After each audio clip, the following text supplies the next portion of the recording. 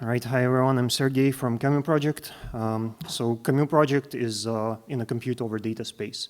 So if you're familiar with Bacalhau, they're bringing this massively parallel compute, mostly on static data in IPFS.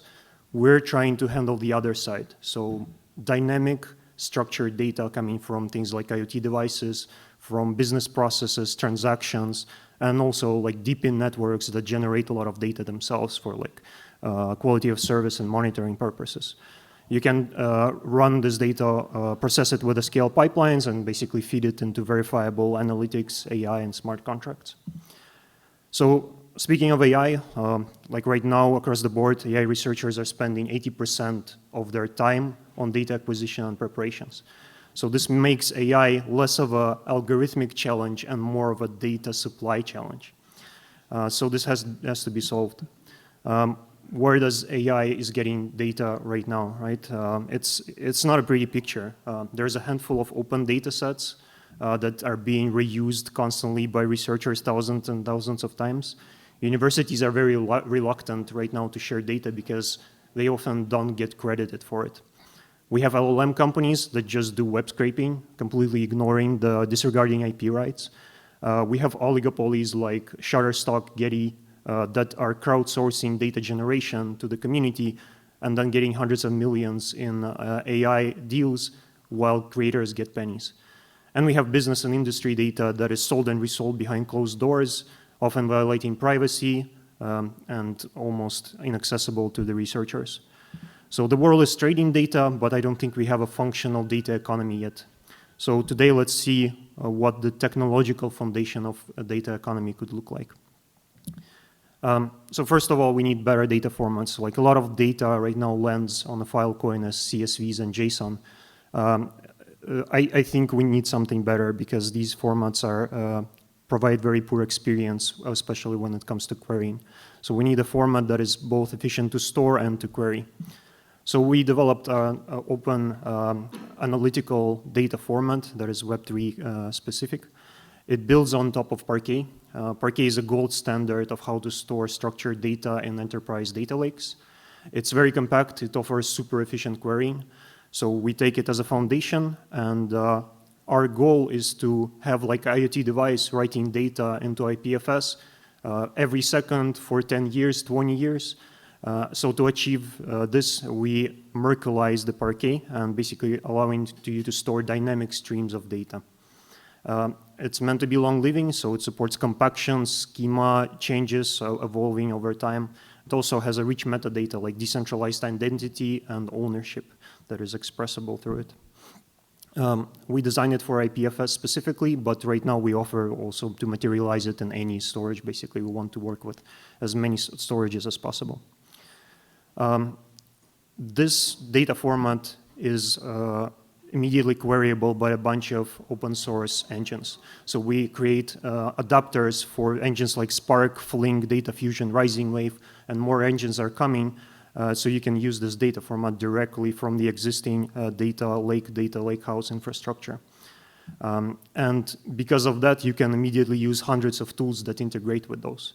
So I think this is very powerful. Like just because we're Web3, we don't have to reinvent the whole stack. We should create nice on-ramps for the existing users.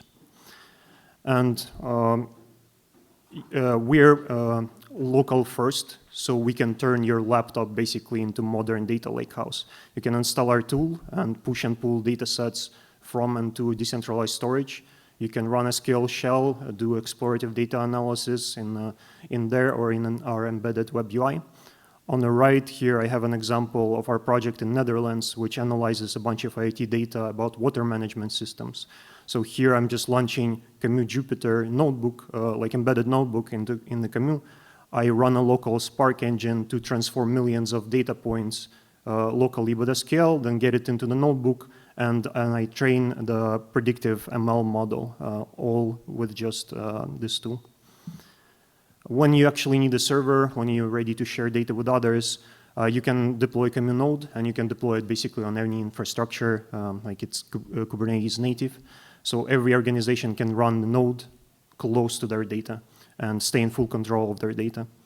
We do query federation, so this means that you can send an SQL query to one node. It's going to understand how I can split this request up into subparts and delegate the execution of sub-plans to other nodes. So we rely on Apache Arrow and Substrate ecosystems to achieve that. And the client can get parts of this result, basically pull it from different nodes and aggregate it. So you can query all this decentralized data, essentially treat it as one giant database. So we essentially created a decentralized data lakehouse. And when you query, as you would expect, when you query it, along with the result, you're not only getting data, you're also getting a state information that tells you which version exactly of all these data sets the query was executed at. So it tells you the ID of a data set, and it tells you the block hash on top of which the query was run.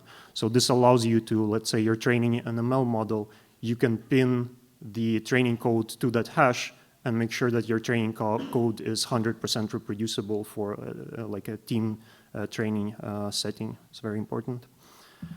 So this is cool, but the reason I blasted through this is because we think this is actually a wrong model for data economy. Data lakehouse covers exploration, but it doesn't really achieve any other goals that we think are important in the data economy, like automation, composition, and collaboration. And let me explain here. So in the essence, data lakehouse model is like you have a raw data sitting somewhere in a database, you write an SQL request that cleans it up, and then you push it back into the lakehouse to share it with your team. And the idea that another person can pick it up and process it on the next step, like enrich it, and then share it again, normalize it, and blah, blah, blah, you build a model, right? So the way it works in practice is you do this cleanup on day one, you get V1 version of a data set, you realize a mistake on day two, and you have a V2, then your source data updated, and suddenly you have these thousands of versions, and you're just completely lost of where the data is coming from and like what's the latest version is. So the idea that someone else can build on top of your data is getting pretty ridiculous because they're just drowning in this complexity. And if you're working with dynamic sources like blockchain data with IoT data and repeat this process every day, like you're already adding like weeks of latency to the data. So this is completely unsustainable and does not compose even with just 2 people in a chain. I'm not talking about dozens. So the root cause here is the batch processing. Like this idea that our data is constantly flowing, our processing steps evolve over time, but the processing model of batch doesn't even have a concept of time. So it's completely unfit for the task. And this is evident from the current state of enterprise data. Like if you look at modern data lakehouses, they're at the breaking point of complexity. They require really big teams to support them just internally, right? Not speaking about external data sharing. They're super manual and fragile. So I think they're really anti-collaborative. And even if we retrofit Web3 properties like trust on top of them, like who can keep track of all these versions? Like it's just becoming a Rube Goldberg machine of data. So we definitely need a better processing model. And the better processing model already exists. It's called stream or temporal processing. So if batch operates on finite sets of inputs and produces finite sets of outputs, in temporal processing, you always operate on streams. So your input can be a potentially infinite set of data that continuously updates, and your output is also going to be a potentially infinite stream. And these streams are changelogs, so they express how inputs and outputs evolve over time. So if batch is like algebra, stream processing is like calculus for data, and like it's super awesome model that continuously blows my mind. And luckily for us, it's been already introduced into SQL by some engines. So how this looks in Kamu, like you remember our Merkleized data set, like imagine we have a device that just writes and writes more data into data set. We can now create a data set Y that says, I'm going to be executing this stream processing function on X, and therefore you're making the data set Y functionally dependent on X. And whenever you run a processing engines, it's going to execute the query, it's going to write the result, and the result is going to include the provenance information on which source blocks of the input it ran. And this goes on and on. So here, essentially, dataset Y is kind of like smart contract that can process billions of data points very efficiently and create an ever-evolving stream of data. So this is our unit of composability in Kamu. And like, my God, it composes. So here you can see our web UI, and this is like Etherscan of our network. And you can see these like really elaborate data pipelines that have been built there by us and our community. And all these blue data sets that you see there are just pieces of SQL that continuously process data, continuously refine it more and more.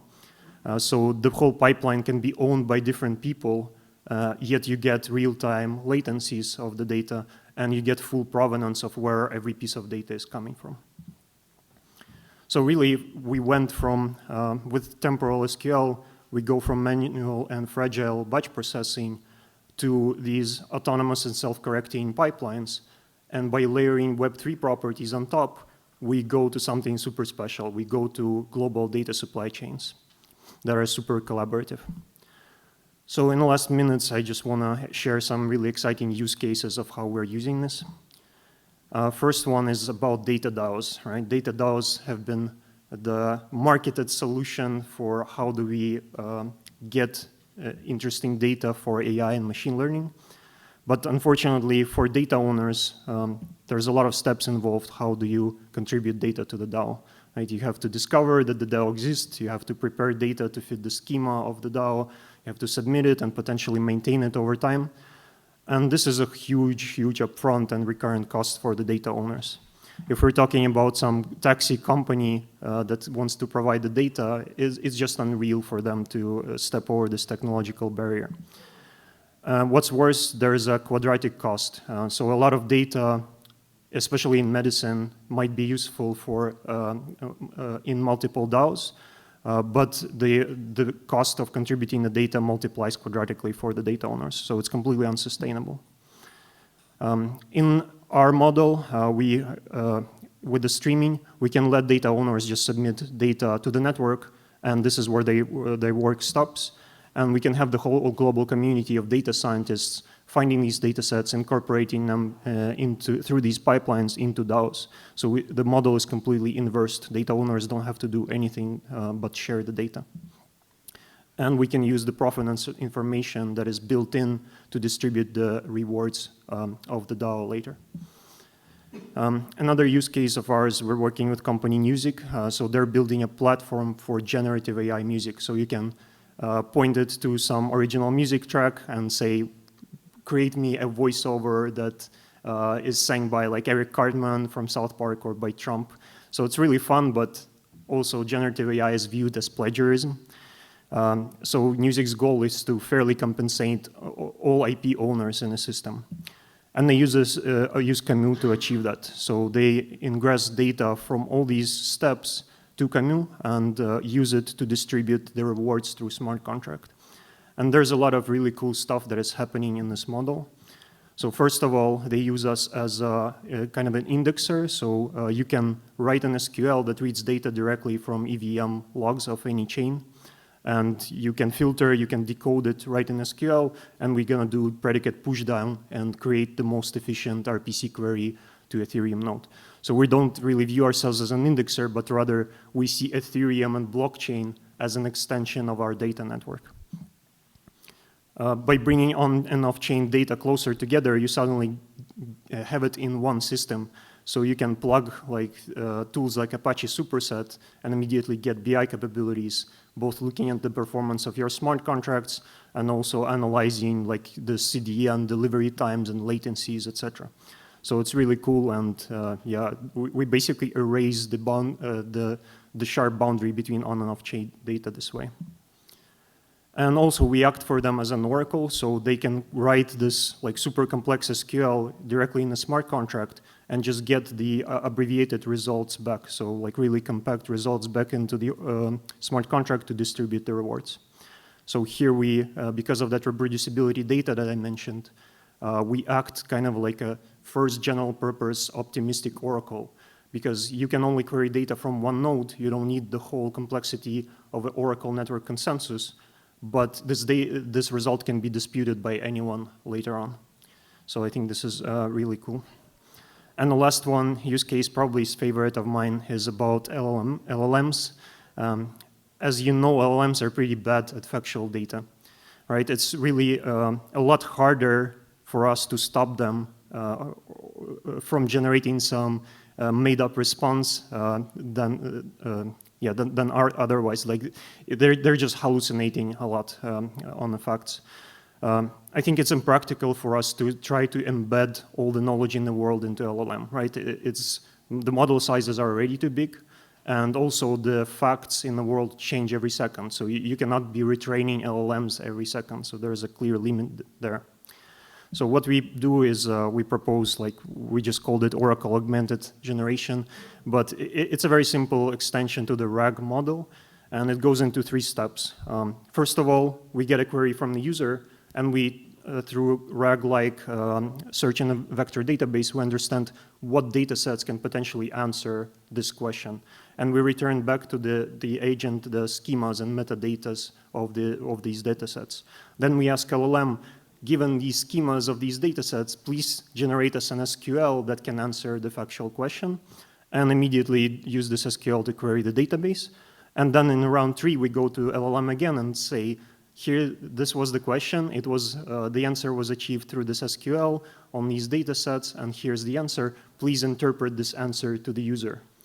So suddenly we get a factual response for LLMs. Like here's the real example of me asking LLM in our test setup, like what are the average residential houses prices in Vancouver? And you can see it answering with an actual number. And the most exciting part here, like you can imagine, a link that leads to the full provenance of where and how the data from LLM was, the data that LLM is presenting to you was achieved. So you can see exactly what data sets it used, on which versions, how it filtered data, etc. So I think this is a really big step towards the verifiability and understandability of AI, and also a big step towards rewarding the data publishers that contribute data for answering these questions. So to conclude, I think temporal SQL is a real game changer in automation and composability. We are trying to bring it to Web3 to make these effects global. So in the long term, it's going to be around collaboratively owned data supply chains. In the short term, we see ourselves as potentially as egress of data from deep-in networks, right? A lot of these deep-in networks generate a lot of data. We don't want them to reinvent data solutions for each one of them. So this is all from me. Our dev playground is up. We have good docs tutorials. So please check it out and yeah, provide feedback. Thank you.